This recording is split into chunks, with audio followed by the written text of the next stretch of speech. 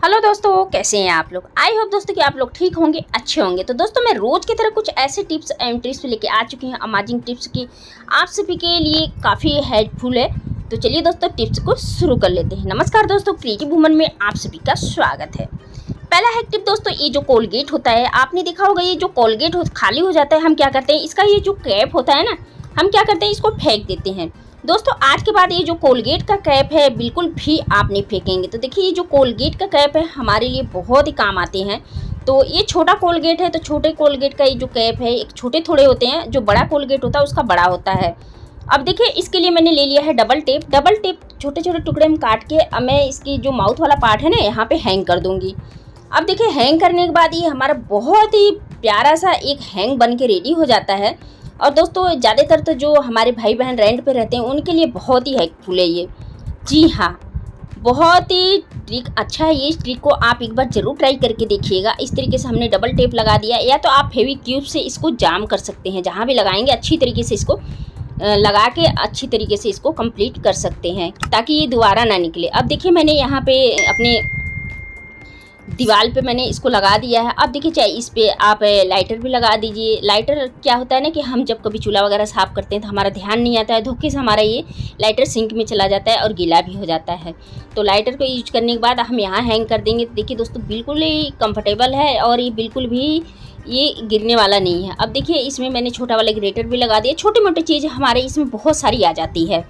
तो दोस्तों इसी तरीके के 2 4 3 है, जितना भी है ये कोलगेट का ये कैप, इसको आप लगा सकते हैं। अब देखिए इसी तरीके से लगा के आप एक हैंग बना सकते हैं। और इसमें टाई बेल्ट बच्चों के बहुत सी सारी चीज़ें, छोटे मोटे बहुत सी सारी चीज़ें वैसे आ जाती हैं। जी हाँ दोस्तों, तो है ना दोस्तों, बहुत ही कमाल का आइडिया है। तो इस आइडिया को आप लोग एक बार ज़रूर ट्राई करके देखिएगा। इसी तरीके के छोटे छोटे टिप एंड ट्रिक के जरिए आप अपने काम को बहुत इजीली तरीके से आसान कर सकते हैं। अब अगला है टिप दोस्तों, ये जो माचिस होता है, आपने देखा होगा ये जो माचिस होता है हम क्या करते हैं, इस तरीके से जलाते हैं। तो अब जलाने के बाद ये जो माचिस की तिल्लियाँ होती है ना, हम क्या करते हैं, इसको बुझा के फेंक देते हैं, या तो कहीं ना कहीं गिरा देते हैं इस तरीके से। अब इस चीज़ का आपने तो गौर किया ही नहीं है कि गिरा देते हैं तो हमारा कहीं ना कहीं ये पड़ा रहता है और हमारा घर भी गंदा होता है। अब देखिए ये जो माचिस मैंने लिया है, इसी के साथ मुझे एक खाली माचिस का ही डिब्बी ले लेना है। अब देखिए ये तो इसमें माचिस है, इसको मुझे नहीं लेना है, जो खाली डिब्बी है ना उसको ले लेना है। तो मैं भी चेक कर रही हूँ कि इसमें मैंने खाली रखा था वो डिब्बी कहाँ से चली गई। अब देखिए मेरे पास ये दूसरी डिब्बी है, बिल्कुल सेम इसी तरीके का है। अब मैंने डबल टेप लगाया हुआ है, तो इसके ऊपर रख के ना मैं इसको अटैच कर देती हूँ। अब मैं साइज़ को नाप रही हूँ कि बिल्कुल बराबर हो रहा है कि नहीं, बिल्कुल परफेक्ट हो रहा है। तो चलिए ये जो डबल टेप है इसका मैं कागज़ निकाल के अब इसके वो चिपका के फिर मैं इसको अटैच कर देती हूँ। अब देखिए ये मेरा बिल्कुल परफेक्ट हो चुका है। बहुत ही प्यारा सा ऑर्गेनाइज़र, जैसे कि हम मंदिर जाते हैं या हम अपने मंदिर में भी जोत वगैरह जलाते हैं तो आपने देखा होगा कि हम इस तरीके के तिल कहीं ना कहीं रख ही देते हैं। अब देखिए इस तरीके से हम जलाएंगे, इस्तेमाल करेंगे। इस्तेमाल करने के बाद जो खाली तिल्ली है जली हुई, हम इसके ऊपर वाले पार्ट में डाल देंगे। तो है ना दोस्तों, बहुत ही कमाल का आइडिया है।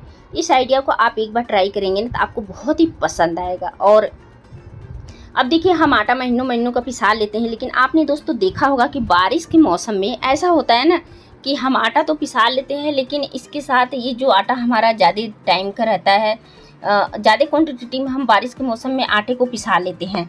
अब आपने देखा होगा कि बारिश के मौसम में ये जो हमारा आटा है ये ख़राब होने लगता है, कीड़े पड़ जाते हैं, इसमें जाले पड़ जाते हैं।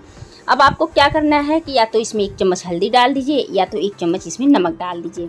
तो मैंने इसमें नमक डाला हुआ है, तो अगर कलर पसंद है आपको तो हल्दी भी डाल सकते हैं। मैंने नमक डाल दिया है। नमक डाल के कोई भी इस तरीके का स्पैचुला ले लेना है और या पलटी ले लेना है। इसको अच्छी तरीके से इसको ऊपर नीचे चला देना है। ऊपर नीचे चला देंगे ना तो आप देखेंगे कि आटा ऊपर नीचे हो जाएगा।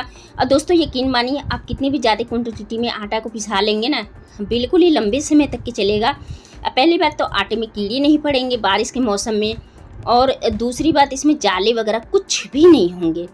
दोस्तों नमक में एक ऐसा एंटीबायोटिक गुण होता है कि नमक बिल्कुल भी इसमें जाले होने ही नहीं देगा। तो चलिए अगला है टिप भी दोस्तों, एक कटोरी में मैंने पानी ले लिया है और पानी के जरिए मैं इसमें डालने वाली हूँ कोई सा भी टेल्कम पाउडर। आप कोई सा भी टेल्कम पाउडर ले लीजिए जो आपके घर में है, उसको भी डाल सकते हैं। अब देखिए 1 चम्मच के लगभग मैंने इसमें पाउडर डाल दिया है। और डालने के बाद मैं इसको चम्मच से अच्छी तरीके से मिला लेती हूँ। और दोस्तों आप सभी को पता है कि ये पाउडर जब हम पानी में डालते हैं तो पाउडर ऊपर आ जाता है। तो इसको मुझे क्या करना है, चम्मच से चला देना है और चलाने के बाद अच्छी तरीके से मिक्स हो चुका है। अब चलिए एक स्प्रे वाली बोतल ले लेना है और उसमें भर लेना है। कोई सा भी स्प्रे वाली बोतल ले लेना है, भर लेना है। अगर नहीं भी है तो कोल्ड ड्रिंक वगैरह की जो छोटी बोतल होती है ना, उसमें भी भर के और छोटे छोटे उसमें छेद कर देना है। और छेद करने के बाद आप कहीं भी इसको स्प्रे कर सकते हैं। तो चलिए मैं इसको स्प्रे करने के लिए मैं दिखाती हूँ कि इसको मुझे स्प्रे करने का एक क्या तरीका है, किस लिए मुझे इसको स्प्रे करना है।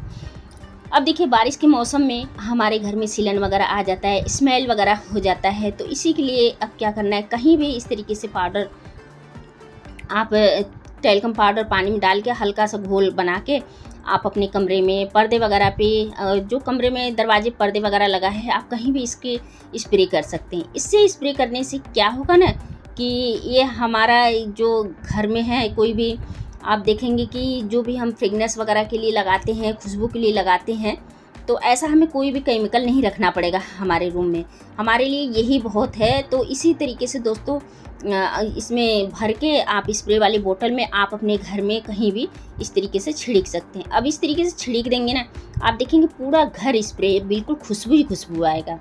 अब अगला है टिप भी दोस्तों सिलेंडर को लेके है। तो आपने देखा होगा कि सिलेंडर हम सभी के घर में इस्तेमाल होता है, लेकिन होता क्या है, इस्तेमाल करने के बाद हम जब सिलेंडर को कहीं रखते हैं तो आपने देखा होगा हमारा टाइल्स ख़राब हो जाता है, पत्थर ख़राब हो जाता है, यहाँ तक कि जंग भी लग जाते हैं। अब जंग लग जाते हैं तो मुझे इसके लिए क्या करना है, अब देखिए अब 1 चम्मच मैंने तेल ले लिया है और तेल आपको सरसों का ही लेना है। जी हाँ, सरसों का ही तेल लेना है दोस्तों, रिफाइंड वगैरह तेल नहीं लेना है। और सरसों में ही मैं डालने वाली हूँ इसमें 1 चम्मच हल्दी। तो चलिए हल्दी डाल देती हूँ और हल्दी डाल के एक ये अच्छा हमारा होममेड रेमेडी बन के रेडी हो चुका है।